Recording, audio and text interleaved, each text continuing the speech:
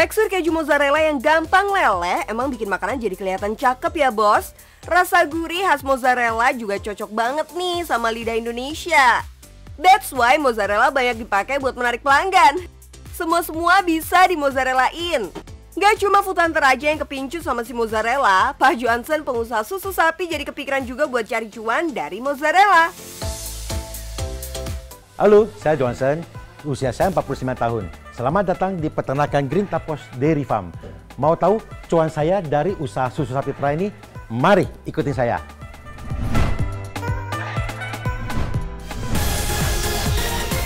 Tahun nih bos, Pak Johansen terjun ke bisnis susu sapi.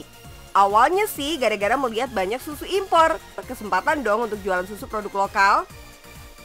Kalau nengok latar belakang Pak Johansen sih, jaka sembung bawa golok, nggak nyambung ba. Backgroundnya IT tapi bisnisnya ternak sapi.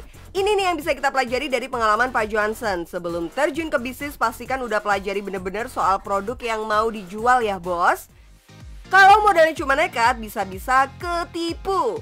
Awal merintis bisnis susu, Pak Johansen pernah ditipu saat membeli sapi. Dibilangnya sih sapi muda, taunya udah tua. Modal udah ludes tapi nggak bisa menghasilkan produk yang dipengenin. Kalau sekarang sih Pak Johansen udah pinter ya bos, udah tahu gimana caranya supaya sapi bisa produktif menghasilkan susu. 40 ekor sapi yang ia miliki yang setiap hari bisa memproduksi susu 300 sampai 400 liter. Oke, kita harus tahu kapan kita inseminasi untuk sapi yang mau dihamilkan sama sapi yang masih menghasilkan, supaya kita istilahnya bersamaan semua hamil bersama. Kalau sampai hamil bersama otomatis susunya nggak ada. Jadi saya imbangin aja untuk yang hamil sama yang produksi.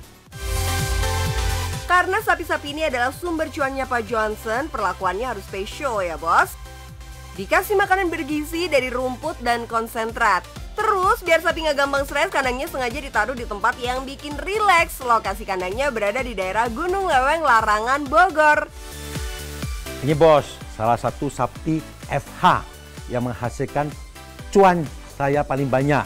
Makanya saya kasih penanganan khusus, makan khusus supaya cuan saya makin banyak. Susu yang dihasilkan dulu dijual ke pabrik-pabrik susu, tapi nggak semua susu bisa ditampung pabrik. Wah, harus puter otak nih biar susu nggak kebuang. Susu segar kan nggak bisa disimpan lama ya bos. Biar lebih awet dan bisa langsung dijual ke konsumen, Pak Johansen membeli alat pasteurisasi sendiri. Dari sekitar 300 liter susu yang dijual cuma 250 liter aja. Dari susu yang dijual hingga Rp15.000 per liter, omset yang dihasilkan udah Rp3.750.000 per hari. Sisa susu yang nggak dijual diolah lagi biar jadi cuannya maksimal bos. Tahun 2017, Pak Johansen mulai melebarkan produk persusuan untuk menambah nilai jual. Susu dibuat jadi keju mozzarella. Idenya muncul pas lagi ke Korea. Tuh kan, ide bisnis datang dari mana aja, bos? Suatu saat ketika saya ada kesempatan saya main di Korea, saya melihat tetap produksi apapun itu semua pakai keju mozzarella dan berbagai macam mereknya. Dari situ terbesit ada sebuah ide, artinya itu bisa diterapkan di Indonesia suatu saat. Nah, begitu pulang dari Korea, saya mulai mencoba membuat secara tradisional dulu keju mozzarella kecil-kecilan, dan ternyata itu diserap pasar dengan bagus. Nah, dari situlah saya memulai dari tradisional sampai ke mesin. Sama seperti awal berbisnis susu, melebarkan sayap ke produksi keju juga nggak boleh sembarangan. Pak Johansen harus belajar dulu biar tahu takaran susu untuk menghasilkan mozzarella. Butuh 50 liter susu sapi untuk menghasilkan 5 kg keju mozzarella. Susu fresh dipanaskan sampai suhu 40 derajat Celcius. Next ditambah asam garam dan juga bibit keju yang didatangkan dari Italia. Judulnya keju lokal rasa international nih bos. Susu dipanaskan lagi sampai suhu 50 derajat Celcius lalu didiamkan selama 30 menit. Hasilnya dadi susu untuk bahan keju. Semakin banyak dadi, makin bagus kualitas kejunya. Dadi kemudian dicampur dengan racikan khusus dan dimasukkan ke mesin mozzarella hingga adonannya lentur. Adonan lentur didiamkan sampai dingin, setelah itu siap dikemas. Oke bosku, Inilah ruang tempat produksi kami, tempat memproduksi keju mozzarella dan susu pasteurisasi. Dan sesuai standar yang ada, setiap kami selesai produksi, kami selalu menjaga kebersihan dan kehigienisan mesin-mesin kami. Sehingga para pelanggan tidak perlu takut mengkonsumsi produk kami, karena kami menjaga kualitas barang kami. Produk keju mozzarella dijual dengan sistem pre-order di marketplace. Sekali buka PO langsung laku 100-200 kg keju loh bos. Harga kejunya Rp98.000 per kilogram. Kalau kemasan 2 kilo dibanderol lebih murah Rp180.000. Waktunya hitung-hitungan omset kasar nih bos.